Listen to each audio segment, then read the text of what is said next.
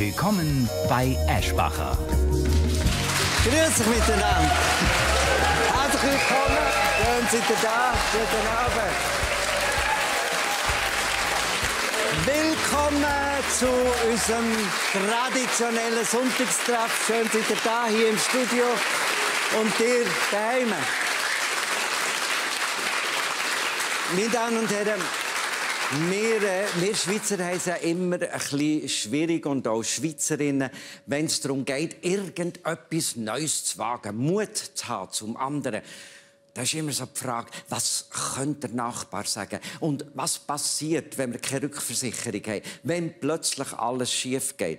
Und dabei wäre es doch so toll, einfach ins Wasser zu kumpen. Den Mut haben, etwas Neues anzufangen, ohne lange zu überlegen.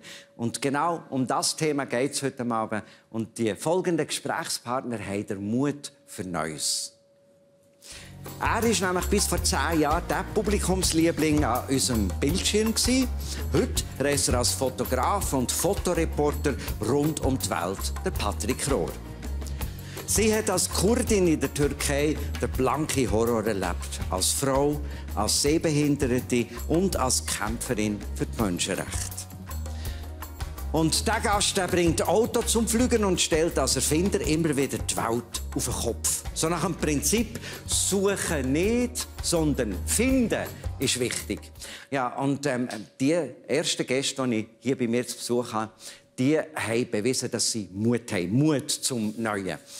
Sie 3 Herren, die alle ein schwieriges Leben hinter sich haben, einen grossen Rucksack mit sich tragen, ein bisschen auf der Schattenseite des Daseins gestanden sind. Alkohol, Drogenabstürze, Arbeitslosigkeit, sexueller Missbrauch, Hilflosigkeit. Aber sie haben sich nicht beirren. Vor 2 Jahren haben sie gefunden, wir tun uns zusammen, wir machen eine Band. Und zwar ist plötzlich die Musik mehr geworden, als einfach nur das Zusammenspielen, sondern sie sind eine Familie geworden. Und gleich hat es auch noch jüngere Mitglieder gegeben, die mitgeholfen haben. Und so ist Blues Family entstanden. Willkommen,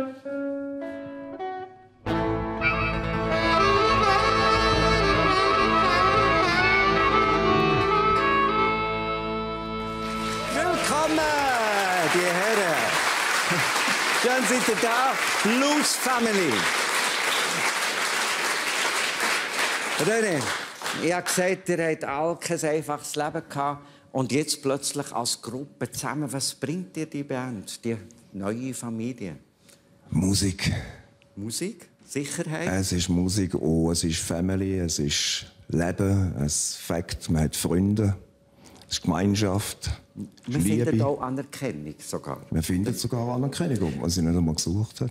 Du bist nicht einfach aufgewachsen. Wenn man so zurückschaut in deine Familie, was haben dir die Eltern bedeutet? Oh, das ist eine schwierige Frage. Shit happens. Mhm. Was heisst das? Shit happens. Das heisst, mit anderen Worten, ich hatte einen Vater, der Gewalt ausgeübt hat, der uns zusammengeschlagen hat, Alkoholiker. Und die Mutter hat nicht dagegen ankommen und ist selber in Alkohol gerutscht. Und du bist mit 20 losgezogen, weil das Paradies suchen in Indien. Aber das ist die Drogenhölle geworden. Ja, das ist dumm gegangen. Ich wollte eigentlich nicht mehr als so Flower-Power-Zeit erleben. Und bin dort angespritzt worden von fremden Leuten, die gewusst haben, die haben Geld. Und so zu Drogen kommen, wenn sie mich süchtig machen. So bin ich Drogen gekommen. Ja. 35 Jahre lang in diesem Sumpf gewesen, aber du bist dem Teufel ab dem Karren gesprungen. Was hat dich bewegt jetzt vor 3 Jahren wirklich endgültig den Ausgang zu finden und ohne Drogen zu leben? Okay, da muss ich sagen, da hatte ich wirklich Hilfe von oben gehabt. Ich habe Gott kennengelernt vor ein paar Jahren, vor etlichen Jahrzehnten, 20 Jahre ist das her. Ich war mit ihm unterwegs gewesen, aber habe es einfach nicht geschafft, wegzukommen davon. Und irgendwann hat er mir so wie eine Vision gezeigt, dass ich das machen soll. Und dann bin ich in einen sogenannten Entzug, der neuartig ist, was es noch nicht lange gibt. Und der hat radikale Veränderung gebracht in mein Leben. Wie lebt sich jetzt ohne die Abhängigkeit? Ich muss sagen, seit diesen 2,5 Jahren jetzt, habe ich noch nie das Leben so geniessen wie jetzt. Ich kann es einfach leben. Ich kann es leben. Du hast es geschafft. Ja, ich habe es Es gibt geschafft. eigentlich einen Applaus für das, oder? Nach 35 Jahren. Auch du. Markus, du hast es nicht einfach gehabt. Du bist als Kranführer unterwegs gewesen, aber schon mit 18 riesige Schmerzen gehabt. Ja, das Theater hat dann angefangen. 10 Jahre lang nicht gewusst, was los ist. Ja, und dann hat man was herausgefunden? Und dann ist nach 10 Jahren herausgekommen, dass ich erkrankt bin mit Morbus Bechterew. Wo immer stärker die Wirbelsäule verkrümmt und wahnsinnige Schmerzen macht. Wie hast du die bekämpft? Zeit lang gesoffen, aber es hat auch nichts genützt. Und Tabletten und Garettenweise. Fuderweise, ja. Und jetzt habe ich ein Medikament, das einigermaßen wirkt. Aber Schmerzen, die Immer begleiten ein bisschen, dich. Ja, ja. Du hast nachher den Weg aus den Drogen, aus dem Alkohol gefunden. Was hat dir geholfen? Ich habe mir eher können sagen, wenn ich jetzt weiter saufe, bin ich kurz um Tod. Und das wollte ich nicht wollen, oder? Und dann hat man umgekehrt. Und raus vom einen Tag auf den anderen. Mit eigenem Willen und eigener Kraft. Augen zu und durch, ja. Und macht das frei? Ja, es geht gäbiger jetzt. Massiv gäbiger, Ich kann ein oder? bisschen besser laufen. Ja. Man muss nicht Angst haben, umzugehen. Ja. Du hast Töffli und Moped flicken und Velo. Ja. Kommt man das Leben so einigermaßen? Ja, man schlägt sich dadurch, ja. Super. Reich wird man nicht, aber es reicht für ein bisschen Brot alltag. Und die Band, was gibt sie dir? Das ist mein grösster Halt im Moment. Das gilt auch für diesen Kollegen da hier. Ja. Auch ein schweres Leben gehabt. Schon noch, ja. Ja. Du bist lange auch noch obdachlos gewesen. Ja, das ist ja so, ja. Wie hast du dich durchgeschlagen? Ja, mit allen möglichen Dingen, mit probieren, etwas zu machen, was ich Geld bekomme, oder mit unehrlicher Arbeit oder so. Nichts Schönes jedenfalls. Der beste Freund ist auch der Alkohol geworden. Leider ja, das ist ja so. Durch etliche Fehlschläge und mit Privatproblemen hat es hier und da auch Alkohol gegeben. Das war ungesund von mir. Und was hat dir Kraft gegeben, um daraus rauszukommen? Aber wie gesagt, das ist Musik, wo mir das Ganze hat ein bisschen geholfen, über das Ganze durchzukommen. Und wo mir auch Halt gibt, eine gewisse Halt gibt, die sehr stark ist. Eine Familie. Ja. Und da ist eigentlich der Jüngste in eurer Truppe. Fast ein bisschen die Schuld dran. Der Jonas, 19. Du bist der gesagt hat, komm, wir machen miteinander Musik. Wie bist du auf die Idee gekommen? Also, wir haben ja schon vorher mit Cosi zusammen gespielt. Und wir haben Der Cosi ist er. Genau. Ich habe auch schon mit ihm gespielt. Ich habe über Buddha kennengelernt von ihm. Ich habe ihm ein Töffel gebracht zum Flicken. Hat er mich da mal eingeladen zu sich zum Spielen. Und dann haben wir auf einmal gefunden, ja, jetzt haben wir eine richtige Bluesband aufbauen. Dann ist das hier entstanden. Was lernst du von diesen Männern und ihrem Leben? Ja, also eigentlich erzählen sie das Gleiche wie meine Eltern. Nur im Unterschied, dass es Kollegen sind und dass sie es ihnen glauben. Ah. und das kann... Ja, schönes Kompliment. Und was kannst du am meisten mitnehmen jetzt für dein junge Dasein? Ja, dass sie auf jeden Fall nicht die gleichen Fehler begehen, wie sie gemacht haben. Ja. Mit all diesen Trips, die sie durchgemacht haben. Und dass man muss mit eigener Kraft und klarem Willen sich durchsetzen muss. Genau. Musik hilft da. Die Musik hilft auf jeden Fall. Wer ist der Chef der Truppe? René leitet das ein bisschen, der Sänger. Einer braucht ein bisschen, die Fäden in den Fingern hat, sonst geht es auseinander. Ja. Genau. Also, ihr seid eine wunderbare Band und mit jüngeren Mitgliedern auch noch. Und jetzt wollen wir natürlich nicht nur schnurren, sondern wir wollen Musik hören. Und ich freue mich sehr, jetzt an euch, meine Damen und Herren, können zu zeigen, was die Blues Family eben auch noch drauf hat, wenn sie miteinander spielen. Und in diesem Sinn den Blues uns auch näher bringen. Blues Family!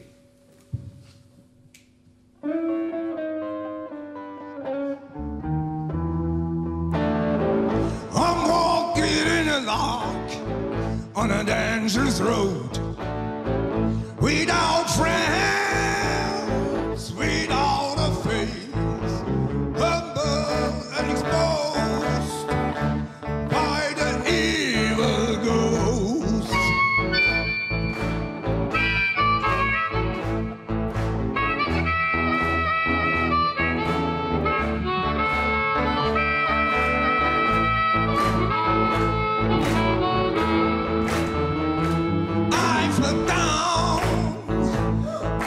so deep in the darkness. But the love that you've given me renewed my life.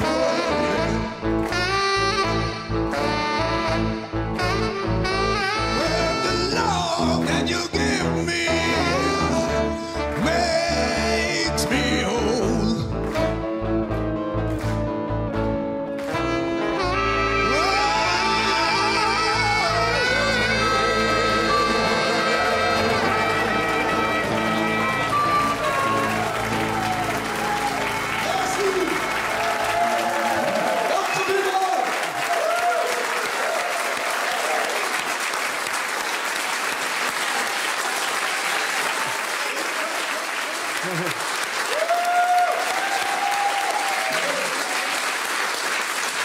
Ja, wunderbare Familie.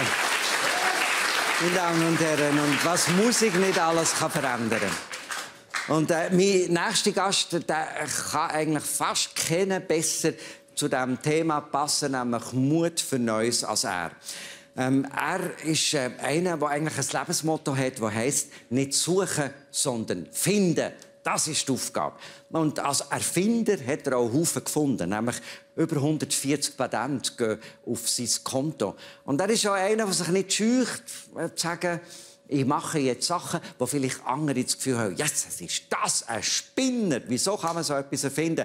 Also beispielsweise ein aufblasbares Flugzeug oder ein Ballon, der zu Unteropsi durch die Luft geht. Oder irgendein Katapult, das die Menschen hoch in die Luft rausjagt.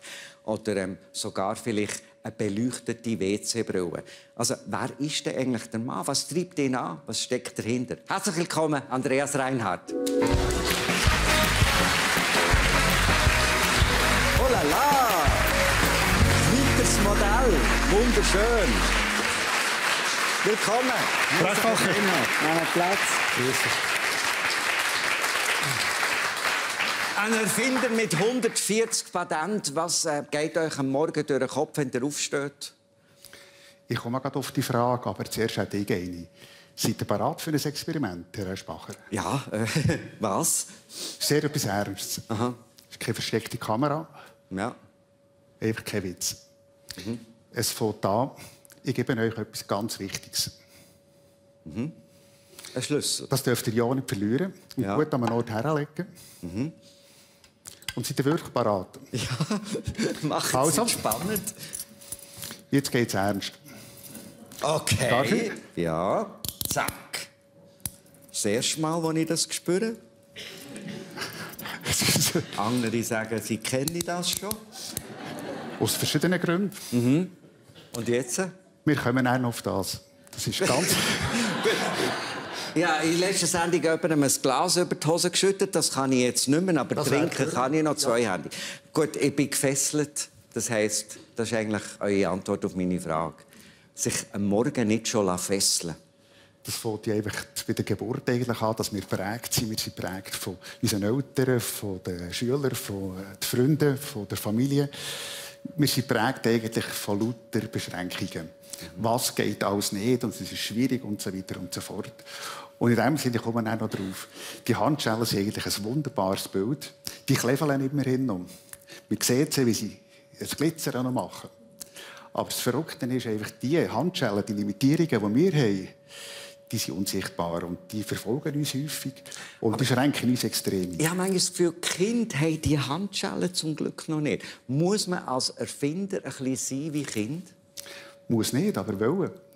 Ich denke, das ist ein ganz wichtiger Punkt. Schaut, wenn man als Kind anschaut, wenn das Kind irgendwie vielleicht 500 Mal, 1000 Mal umgeht, bevor es laufen kann. Und es tut sich nie die Frage stellen, rendiert es sich wieder aufzustehen? Oder wie wir lernen reden, mit Haufen Fehlern und irgendwie, es geht nie gut. Aber wir haben nie die grundsätzliche Frage gestellt, wenn wir aufhören. Sonst wären wir alles eigentlich stumme Regenwürmer am Boden.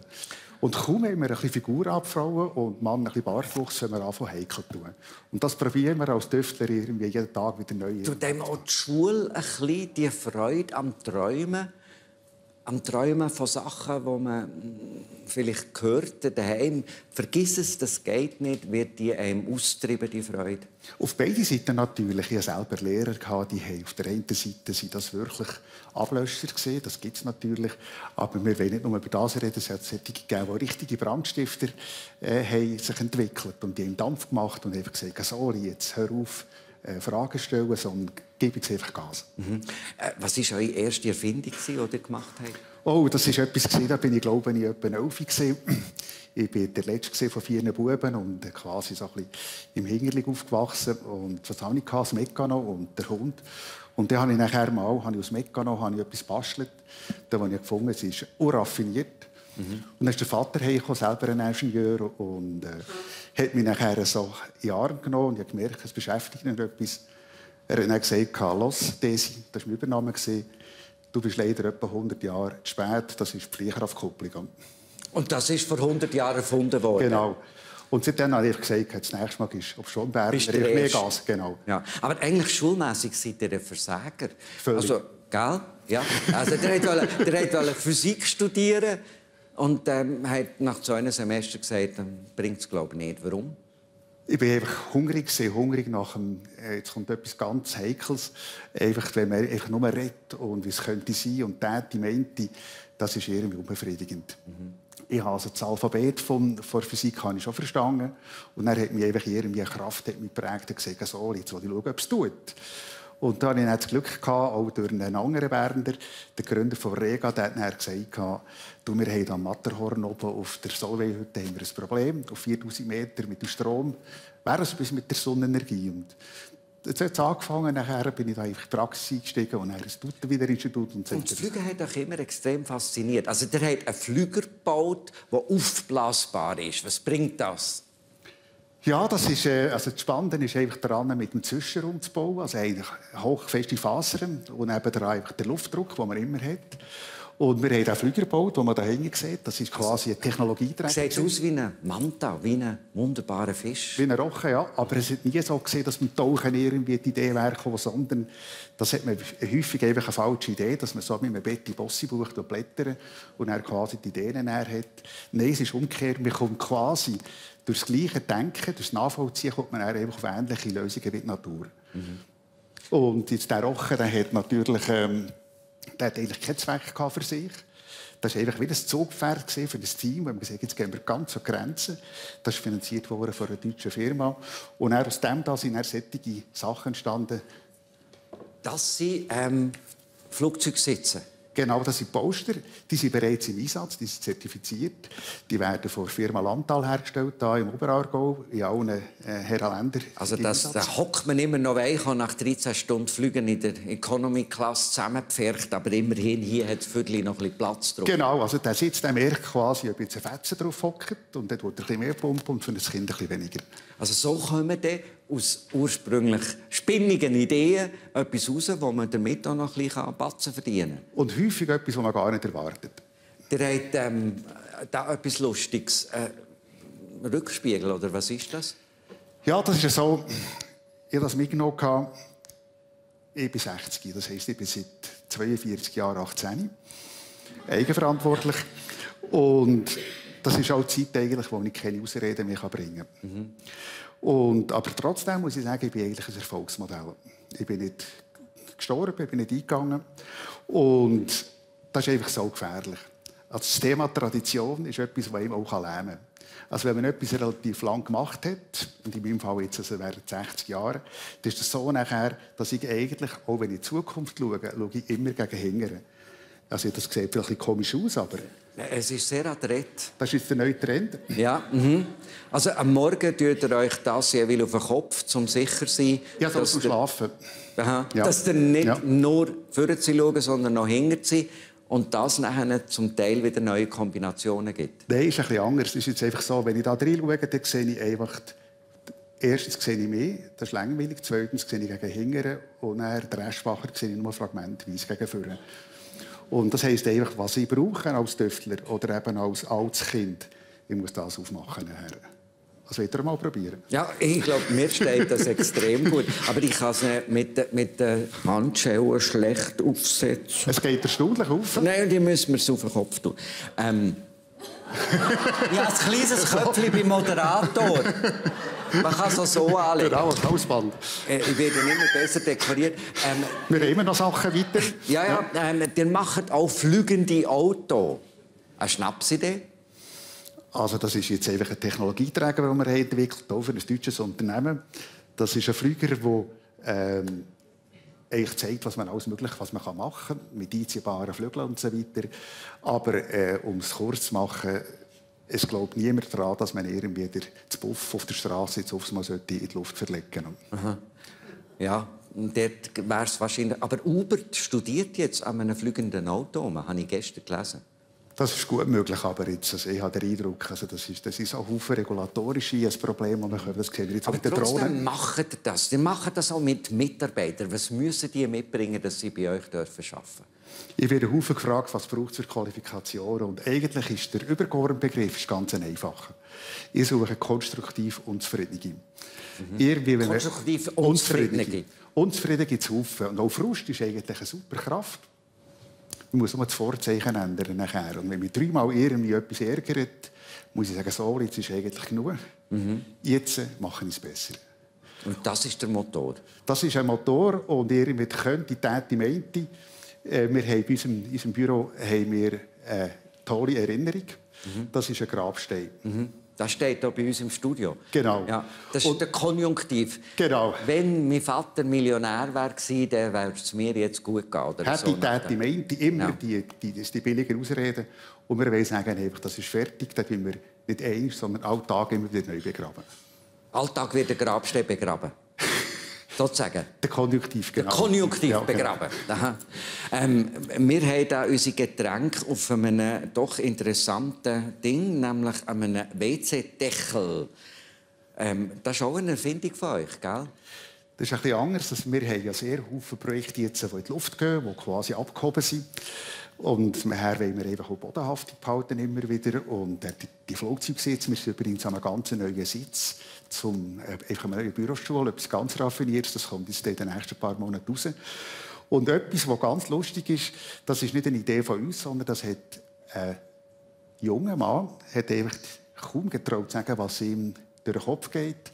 Und ich gesagt, es wäre doch gut, wenn man so etwas machen könnte, dass man mal einfach die Nacht nicht das Licht andrehen. Ja, und wir haben für ältere Herren ganz etwas Wichtiges. Die müssen ja regelmäßig die Nacht auf die Toilette. Und was macht der Sitz? Es wird fast eine Sucht auf einen Abend zu gehen, weil es so schön ist. Aha. Weil, also jetzt Licht aus, Licht aus. Wow. Da können ja Männer richtig bisschen ohne daneben zu brechen. Sehr schön. Den Konjunktiv den haben wir begraben. Auf die Toilette können wir auch mit Sicherheit. Jetzt, ihr habt auch noch, habe ich gehört, eine Idee oder einen Traum von einer Sprengschule. Was wollt ihr in die Luft sprengen? Ich will etwas sprengen, was mit euren Handschellen zu tun hat. Und das ist eine Schule, wo man genau die Erfahrung macht, eigentlich, wo habe ich die Handschellen, die jetzt nicht glitzern, die nicht kläffen, sondern die leise sind. Und die Handschellen auf leise sollen, das ist irgendwie das Heikle. Und da geht es darum zu üben. Beispielsweise, ich war immer ein langer Lulatsch und bin nicht gut mit dem Klettern und so weiter. Und dann ist einer gekommen und hat gesagt, los, Einradfahren wäre eigentlich etwas neben dem Katamaranfahren. Und dann ist in mir sofort der Automat abgelaufen und gesagt, ich bin ja länger, ich bin ein bisschen gestabil und so weiter, das geht nicht. Und dann habe ich gefunden, sorry, den wollte ich jetzt killen. Der Saboteur, der mich immer bremst. Und dann habe ich gelernt, Einrad fahren. Ihr seht, ich bin nicht im Zirkus unterwegs, aber es hat für mich jetzt extrem gut da, stellvertretend für irgendwie innere Grenzen zu sprengen. Also das heisst, eine Schule, wo man lernt, über seinen Horizont auszudenken und in dem Sinne die Handschellen aufzumachen, bitte. Nein, das sehe ich nicht so. Da sehe ich keinen Weg. Nein. Habe ich noch nie gemacht, nein. Aber wenn ich am Anfang etwas in die Hand drücke, der Rennspacher. Der Schlüssel. Und das ist ein wunderbares Geschenk. Es geht schnell verloren. Ja. Das Aufpassen, in den Boden geht. Ja. Ist offen. Ist doch ein gutes Gefühl. Super. Und schau, das ist immer so, wenn man die anhat, schon nach ein paar Minuten fängt man sich an mit dem Horror an zu gewinnen. Und irgendwie assimilieren mit dem. Ich hatte schon Leute, die 3-4 Stunden während dem Essen das haben die angehabt. Und das geht nicht auf. Dann lassen wir es so jetzt. Okay. Gut. Nein, wir lassen es so. Das ist in Ordnung. Wollt ihr mir doch noch helfen? Auf alle Fälle. Also, ich befreie mich in dem Sinn von dem Gefängnis, das wir gedanklich immer mit uns tragen. Wir tun die Handschuhe auf und wow, sind wir inspiriert. Danke vielmals. Alles Gute. Vielen herzlichen Dank. Hat mich gefreut. Alles Gute. Das lassen wir da. Ja, ja. Man muss mehr Mut haben, Neues ausprobieren. Genau das ist wesentlich. Und erst dann kann man so richtig fliegen. Manchmal braucht es aber auch Mut, in einer schwierigen Situation etwas Neues zu wagen. Und genau das ist die Geschichte von meiner nächsten Gesprächspartnerin. Eine erschütternde Geschichte. Sie ist eigentlich auf 3 Arten diskriminiert worden, und zwar auf brutalste Art und Weise. Zum einen ist sie diskriminiert worden als Kurdin in der Türkei, zum anderen als sehbehinderter Mensch und noch viel mehr als politisch aktive Frau. Das hat dazu geführt, dass sie in Polizeigewahrsam ist genommen wurde, gefoltert ist worden, ein Jahr lang in einem türkischen Militärgefängnis hat müssen verweilen und irgendwann gefunden hat, jetzt muss sie den Mut zu Neuem haben. Ist vor 30 Jahren in die Schweiz geflüchtet mit ihrem Sohn zu ihrem Mann und seitdem ist ihr immer etwas ganz wichtig geblieben: integriert zu sein, menschlich zu sein und über das Neue auch nachzudenken auf eine freiheitliche Art und Weise. In diesem Sinne ganz herzlich willkommen, Hüsniye Karaman. Jetzt geht es einen Schritt rauf. So, wunderbar. Hüsniye, freut mich, seid ihr da. Ja. Damit man neue Lebensgeschichte besser verstehen kann, denke ich, müssen wir schnell ein bisschen zurückblenden. Ja. In die früheste Jugend, Kindheit, der seid im Osten der Türkei aufgewachsen. Wie muss ich mir das vorstellen? Ja, als ich Kind war, wir lebten wie Naturvölker, mit den Tieren und mit der Natur.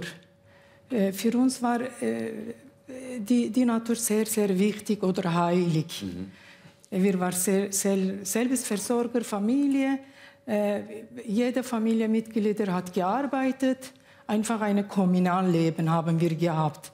Für mich war ein schönes Leben, ganz schönes Leben. Aber sehr einfach und ohne Geld? Ja, sehr, sehr einfach, aber hart. Weil alles müssen wir selber machen. Oder die Natur war sehr hart, der Winter war sehr kalt, bis 4 Meter Schnee. Wir haben fast keine Kleider gehabt. Einfach, wir hatten alles gearbeitet, aber wir waren fast nie satt. Im Laufe eurer Jugend oder etwas älter geworden seid, sehr politisch engagiert gewesen, wollt etwas verändern als Frau, sehbehinderte Kurdin und seid gleich mal verhaftet worden und ein Jahr lang im Gefängnis gewesen. Was sind die schlimmsten Erinnerungen in diesem Zusammenhang? Ja, schlimmste, aber als ich jung war, war ich politisch wach. Für mich war eine schönste Zeit in meinem Leben. Ich habe gewusst, ich wurde vielmal diskriminiert. Für mich, wir haben nicht gekannt Meinungsfreiheit. Wir wissen nicht. Ich hatte damals oft Angst gehabt, anders zu sein, einer Minderheit zu gehören. Ich habe mir viel Mühe gegeben, einfach zur Mehrheit zu gehören, einfach zu integrieren. Aber wenn ich politisch wach wurde, dann habe ich gesagt, warum? Ich möchte wie ich leben. Ich möchte meine Meinung einfach sagen. Die Frauen, die in der Türkei unter Druck wurden, ich habe ich habe gesehen, ich war auch eine Frau. Ich will nicht eine Frau Rolle spielen, nur für Kinder zur Welt bringen oder einfach Haushalten machen. Das war nicht mein Ziel. Ich möchte immer weitergehen oder für einfach neue Leben suchen in dunkle Zeit. Ein Jahr lang eingesperrt sein, gefoltert zu werden, das prägt einem sehr stark. Der hätte irgendwann mal auch keinen anderen Ausweg gesehen, als wegzugehen und in die Schweiz zu kommen. Hat das Angst gemacht? Euer Mann war bereits in der Schweiz, ihr seid mit eurem Sohn daher gekommen. Hat das Angst gemacht, völlig wieder an einem neuen Ort mit nichts anzufangen? Ja, das war, ich hatte immer gehasst die Leute, die nach Westen flohen. Für mich waren sie eine feindlich. Das war nicht mein Ziel. Einfach das mussten wir das machen, weil es gibt keine andere Wahl. In der Türkei nach der Freilassung, wir können nicht richtig bewegen. Dann wir können nicht Arbeit finden, immer beobachten von der Polizei. Ja, dann mein Mann hat gewollt nach Europa flüchten. Das war nicht mein Ziel, aber war wirklich sehr, sehr schwierige Zeit. Einfach, wenn er geflüchtet hatte, dann bin ich mit dem kleinen Kind ganz allein in der Türkei geblieben. Hatte ich gedacht, ich muss immer mehr kämpfen. Wie war denn die Zeit? Also euer Mann war ja auch im Gefängnis und darum ist er auch weg. Wie war denn die Zeit in der Schweiz? Wie habt ihr euch zurechtgefunden? Was ist das Wichtigste? Ja, es war sehr schwierig, weil von Anfang an war ich starke Depression, war sehr stark krank. Bin ich so krank in die Schweiz gekommen. Ich habe mich gesucht. Zuerst, ich muss mich finden. War sehr schwierig. Die Kultur oder die Sprache, das Klima war alles so fremd. Alles so fremd, als in der Türkei war. Dann habe ich das fühlte mich nicht wohl. Ich kann nicht mehr atmen. Die Leute waren fremd. Sie schauen mich so komisch an. Dann habe ich gedacht, ja, die Schweiz sei ein modernes Land. Aber warum schauen Sie mich so an? War wirklich sehr schwierig. Ich vermisste meine Heimat. Für mich ich konnte nicht mit den Leuten kommunizieren. Kommunikation war sehr schwierig. Was hat euch denn geholfen und was ist das Wichtigste gewesen, dass ihr euch jetzt als Thunerin sozusagen fühlt und seit 12 Jahren auch den Schweizer Pass habt? Ja, mir geholfen. Einfach mit den guten Leuten habe ich getroffen. In Thun gibt es Kirchgemeindehaus. Sie haben eine Gruppe gehabt. Sie haben für Flüchtlinge geholfen. Ich habe mit sie getroffen. Ich habe sie kennengelernt. Dann plötzlich, zuerst muss ich meine Krankheit beheilen. Der Arzt kann nicht. Ich habe gesagt, muss ich selber machen. Ich muss mich beschäftigen. Aber ich muss entscheiden, irgend da bleiben oder wieder zurückgehen. Dann habe ich gedacht, hier ist das bessere Land. Hier ist direkte Demokratie, für uns sehr schön, kann jeder Bürger selber bestimmen. Es gibt Volksinitiative, das ist so wunderschön. Ich habe nicht erlebt in der Türkei. Wir haben für dieses Ziel jahrelang gekämpft. Dann für mich war wirklich schön. Dann habe ich gesagt, okay, ich muss da bleiben. Hier ist schön. Ich fühle mich sicher oder wohl. Dann, wenn ich die neue Menschen gekannt, dann habe ich gefühlt, sind sie gar nicht fremd. Sind sie gleich wie ich? Es braucht aber die Bereitschaft, auch zu sagen, hier sind jetzt meine neuen Wurzeln. Und habt ihr das Gefühl, ihr seid jetzt hier auch tatsächlich daheim? Ja, ich denke schon. Seit 2001, nachdem ich Türkei gereist, dann fühlte ich mich dort fremd. Dann habe ich gesagt, was ist los? Ich habe für die Land jahrelang einfach Heimwege gehabt, plötzlich nicht mehr. Dann habe ich mich entschieden, dann habe ich gesagt, okay, hier in der Schweiz ist besser für mich, für meine Kinder. Mit anderen Worten, eigentlich braucht es die Bereitschaft, das zu akzeptieren, nur noch Mensch zu sein und nicht primär ein Vertreter von einem anderen Land, nicht primär Vertreter von einer anderen Religion, sondern zu akzeptieren, dass man ein Teil wird von etwas Neuem und der Mut hat, auch Ja dazu zu sagen. Und ich habe das Gefühl, das ist jetzt bei euch passiert. Religion sowieso spielt mir keine Rolle. Für mich ist menschlich sehr, sehr wichtig. Ich habe in der Schweiz auch gesehen. Es gibt die Leute, die sagen, Schweizer ist so kalt oder sind sie nicht so freundlich. Aber ich finde, es stimmt gar nicht. Wenn Sie die Leute richtig kennenlernen, die Schweizer waren nicht so. Sind sie sehr offen, hilfsbereit. Ich habe von der Schweizerin viel Hilfe genommen oder bekommen. Oder ja, ich fühle mich hier wohl. Das ist auch, ich kann meine Meinung sagen. Ist Meinungsfreiheit. Für mich ist sehr wichtig. Ich kann mich frei bewegen. Ich kann mich wie eine Menschen fühlen. Aber in der Türkei war nicht so. Ich kann nicht frei bewegen, weil ich eine Frau. Für Frauen ist überall ist verboten. In der Türkei einfach so. Aber hier ist für mich schön, frei zu sein, meine Meinung sagen. Freiheit, einfach Freiheit. Für mich ist das sehr Wichtigste. Manchmal muss man sich das selber in Erinnerung rufen. Danke vielmals, Husni. Und wir denken daran, was wir da als Geschenk haben und wir müssen uns das vielleicht von jemandem Fremdem sagen. Jetzt geht es da noch einen Schritt runter und noch einen. Wunderbar, danke vielmals. Es braucht sehr oft den Blick von außen, dass man sich nachher wieder bewusst wird, was man selber hat.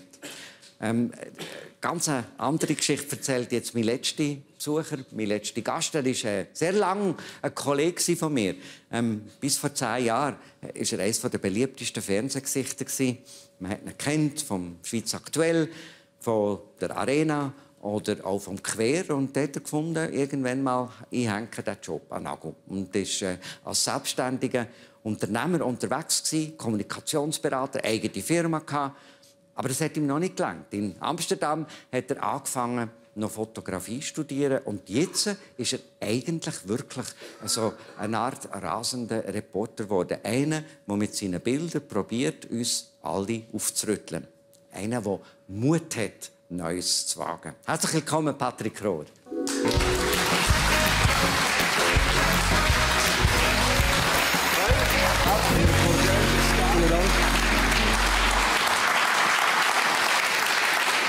Also wenn ich mit diesem Rückspiegel zurückschaue, dann feierst du das 10-jährige Jubiläum von deiner Pensionierung. Frühe Pensionierung, Genau. bitte sehr genau. Ich war noch knapp 40 damals. Es war eigentlich nicht eine Pensionierung. Ich glaube, es war eher umgekehrt. Ich bin sehr, sehr jung ins Fernsehen gekommen. Ich habe mit 24 angefangen, vor der Kamera zu arbeiten. Ich hatte das grosse Glück gehabt, für mich die allerschönsten Sendungen zu machen. Du hast sie gesagt, Quer, Arena, Schweiz Aktuell.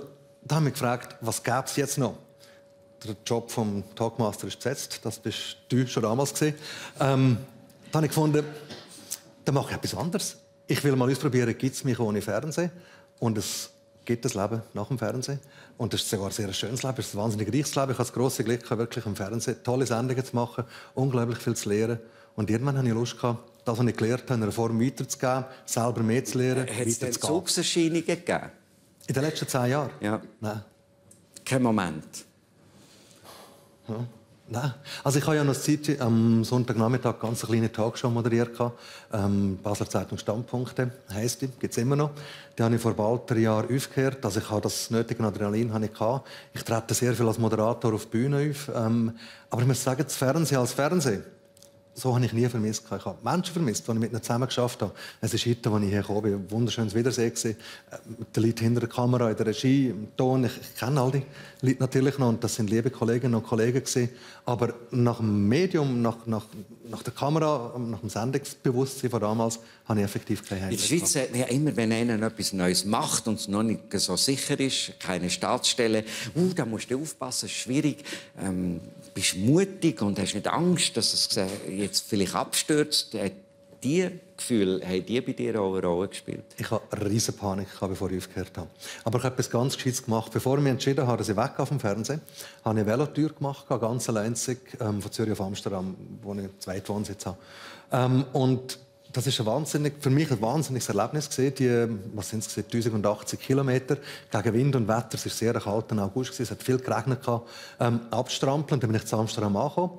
Und da habe ich so das Gefühl, ich habe schon vorher gespürt, ich gehe wahrscheinlich weg. Aber als ich zu Amsterdam angekommen bin, hatte ich Tränen gehabt. Wirklich, ich habe einfach gekühlt wie ein Schlosshund. Vor Glück, vor Erleichterung, vor einer Lösung. Und habe in dem Moment gewusst, jetzt ist Zeit zum Weitergehen. Wenn ich das schaffe, schaffe ich noch ganz anderes im Leben. Das war ein Erfolg, oder ist es immer noch, deine Agentur? 3 Bücher geschrieben, die auch zu Bestseller geworden sind in dem Sinn. Du hast aber etwas Neues in Angriff genommen. Das Amsterdam hat dich irgendwie reingenommen. Du hast Fotografie studiert. Da habe ich gedacht, Patrick studiert Fotografie. Ich meine, hallo, jetzt, wo jeder mit dem Handy ein Foto macht. Und in diesem Alter noch mal etwas völlig Neues anfangen. Ja, ein Sack, der an die Uni geht. Und überhaupt keine Zukunft hat. Das habe ich mir schon einen Moment auch überlegt. Aber es ist wirklich ganz ein alter Jugendtraum von mir. Ich habe als sehr kleiner Pinkel beschlossen, wenn ich gross bin, werde ich Journalist und Fotograf.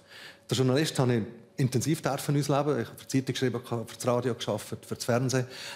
Nur hat es der Fotograf in dieser Zeit dann nicht mehr gebraucht, als ich im Fernsehen gesehen bin. Und dann habe ich gefunden, wenn ich jetzt die Möglichkeit habe, schon mit einem Bein in Amsterdam leben und entdeckt habe, in Amsterdam gibt es eine wahnsinnig gute Fotoschule, dann melde ich mich doch einfach mal an. So, ich hatte die Idee also zur Abrundung von meinem Kommunikationsportfolio. Es ist da viel, viel mehr daraus geworden, muss ich sagen. Also jetzt ist es eigentlich dein Beruf. Genau. Also zur Hälfte ungefähr. Ich habe die Agentur immer noch, weil dort sagen sie ein bisschen besser, da verdiene ich das Geld und bei der Fotografie gibst du es aus? Gebe es uns, ja, mit Tier, die Apparate und alles. Aber du machst Fotoreportagen, aber nicht jetzt einfach, man hätte ja können sagen, Kunstfotografie, Modefotograf. Nein, du gehst in schwierige Gebiete, in Krisengebiete. Um was geht es dir? Ich habe mir selber so ein Ziel gesteckt. Ich probiere mit meiner Fotografie oder als Fotoreporter, wenn ich kombiniere Film mit Text, ich mache Multimedia-Reportagen.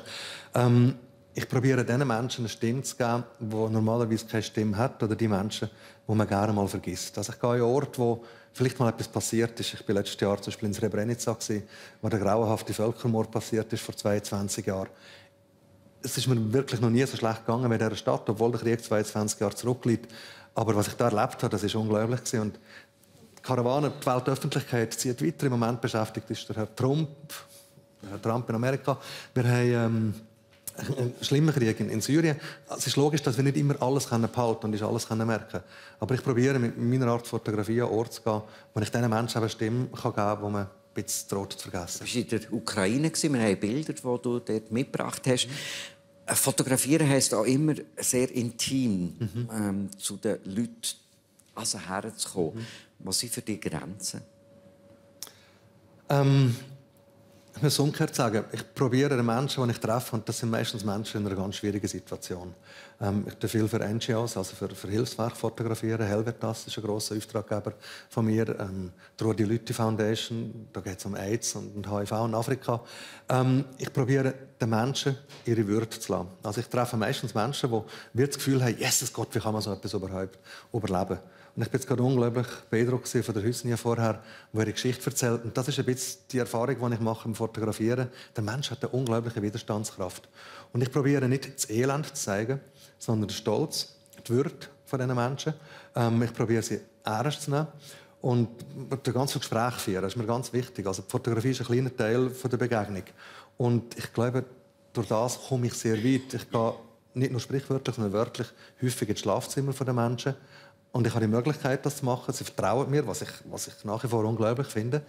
Aber in dem Moment, wo ich das Gefühl hatte, ich täte die Menschen vorführen, ich würde sie entblößen, ich würde sie in ihrem Elend, in ihrem Leid entblößen, das ist für mich ganz klare Grenze, weil ich eben das Umgekehrte probiere. Du bist die Fotos zeigen, oder hast gerade gesagt, auch in Tschernobyl bei Frauen, die in diesem Gebiet, wo man sagt, das ist atomverseucht, leben. Verrückte Geschichte. Ich bin 2015, jetzt vor bald 2 Jahren, das erste Mal in Kiew gewesen.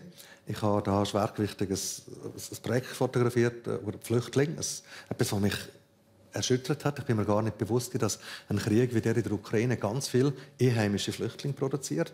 Mehr als 1 Million Menschen sind auf der Flucht im eigenen Land und sind da nicht willkommen. Das war das Hauptprojekt, das ich gemacht habe in Kiew. Und dann, wir waren ein paar Fotografen zusammen, haben wir eine Reise organisiert auf das Tschernobyl. Das ist etwas vom Verrücktesten, was ich je erlebt habe. In der Todesgürtel drin zu fahren, wo man maximal 2 Tage sein darf, wegen der Strahlenbelastung, mit 1000 Checks, wirklich, es hat uns wieder alte Sowjetunion, mit so Soldaten, mit grossen Hirten, und dann bist du so durch Geigerzählerapparat durch und so. Also nur schon das war wahnsinnig. Und dann plötzlich stehe ich vor dem Reaktor 4, wo man jetzt, glaube ich, bald endlich zugeschüttet hat, aber wo man jetzt 30 Jahre lang probiert hat, einigermaßen unschädlich zu machen, was nicht gelungen ist. Das war fast ein religiöses Erlebnis gewesen. Und nachher haben wir die Möglichkeit gehabt, zu diesen ungefähr 160 Menschen sind es noch, ein paar von denen zu gehen, die da noch leben oder die beschlossen haben, wir kommen zurück, das ist ein Haus, wir sind in einem anonymen, komischen Plattenbau im Stadtrand von Kiew, das wollen wir gar nicht, wir kommen zurück, die sind bei Nacht und Nebel, haben die sich in ihre alten Dörfer geschlichen. Und dann bin ich zu diesen Frauen gegangen. Es sind vor allem Frauen, die Männer sind früher gestorben, ein paar an der Verstrahlung, ein paar am Wodka, hat man mir gesagt. Und dann sind die Frauen da gewesen. Unglaublich widerstandsfähige Frauen. Es hat eine, ich glaube, da ist vorher ein Bild vorbeigekommen, die ist jetzt 93, die heisst Maria. Hat einen riesen Herpfel, also Herpfel, wenn man mal auf Deutsch sagt, einen riesen Herpfelacher hinter dem Haus, und die bestellt der Herpfelacher selber. Es hat keine Läden in diesen Dörfern. Die Dörfer sind komplett verfallen. Das ist immer ein Haus, das noch einigermaßen intakt ist. Jetzt sieht man Maria mit den grossen, traurigen Augen. Und dann hat er mir den Herdflacher gezeigt und gesagt, ja, das ist mein Herdflacher, ich bestelle selber, will ein paar Herdfel essen. Und ich weiss noch, wo Tschernobyl passiert ist, ich war damals relativ jung, irgendwie 17, da haben wir gelernt, nichts aus dem Boden essen, weil das ist radioaktiv und gefährlich und so. Und ich sagte, danke vielmals, lieber kein Herdfel und so. Und dann habe ich probiert, mit ihr so ein Gespräch zu führen, wie du jetzt. So, ich nehme Maria sehr ernst und ich probiere herauszufinden, ob die Strahlung bei ihr etwas gemacht hat. Und ich habe so geschaut, wenn ich als Quermoderator damals geschaut habe, also ein bisschen betroffen, ich war ernsthaft betroffen. Dann schaut mich Maria so an und sagt, wie alt bist du, junger Mann? Also ich habe einen Übersetzer, der das übersetzt hat. Dann sagt sie, ja, ich bin jetzt ein bisschen über 40, Mitte 40. Dann sagt sie, ich bin über 90. Ich mache hier meinen Herdflacher selber. Ich lebe hier in diesem Haus selber seit bald 93 Jahren. Was genau war deine Frage? Dann habe ich gemerkt, wie doof meine Frage ist. Oder die andere Frau, die hat Maria geheißen, die hat furchtbar gehustet. Dann habe ich gedacht, oh ja, das ist jetzt sicher so ein Strahlopfer. Dann habe ich gesagt, verstrahlt, da hat er darum so schwere Lungen und so. Dann hat sie gesagt, ich rauche viel zu viel, wenn ich etwas sterbe nach diesen blöden Zigaretten. Und hat wahnsinnig gelacht. Das sind so skurrile Begegnungen gewesen, mit wahnsinnig spannenden, extrem eindrücklichen Menschen. Also das heisst, mit anderen Worten, eigentlich ist der Traum, die eigene Neugier können jeden Tag in seinem Arbeitsleben bei dir in Erfüllung gegangen? Absolut. Also, das ist eigentlich der allergrößte Reichtum, den ich jetzt erlebe, dass ich in die Welt kann. Ich bin in Nepal kürzlich, ich bin in Laos. Ich gehe jetzt dann nach der Sendung auf Äthiopien. Ich reise wirklich an ganz verrückt spannende Gebiete. Ich bin in Uganda letztes Jahr, in Zimbabwe. Ich komme an einen Ort, wo du als Tourist nie kommst, einen Ort, wo ich sonst nie gesehen habe. Und erlebe da eigentlich, dass wir Menschen alle gleich sind. Wir haben die gleichen Träume, die gleichen Hoffnungen, die gleichen Ängste, egal wie wir uns situiert sind auf diesem Planeten. Das, was wir eigentlich heute Abend haben wollen, immer wieder sagen, Neugier treibt eben an und man muss den Mut haben, der ohne Handschellen, wie ich vorher hatte, ja, habe ich auch gefunden, die zu sprengen und einfach zu gehen, zu schauen und etwas zu wagen. Danke vielmals, Patrick. Ich danke dir. Merci vielmals. Danke. Danke. Und toi, toi, toi für die nächste Reise. Merci vielmals. Wir sind gespannt, was wir da erleben. Und bei uns ist jetzt die Sendezeit schon wieder rum. Die Moral der Geschichte ist, wer nichts wagt, der gewinnt nichts, meine Damen und Herren. Und nur wer stolpert und wieder aufsteht, der erlebt etwas Neues. Also, das wäre mein Wort zum Sonntag gewesen. Ich wünsche eine ganz gute, spannende neue Woche. Und jetzt übernehmen natürlich die Kollegen von der Tagesschau, haben noch ein paar weitere Informationen zu erzählen. Und wir sehen uns ganz hoffentlich, zählen auf mich, nächsten Sonntag wieder. Bis dann, gute Nacht, eine gute Woche.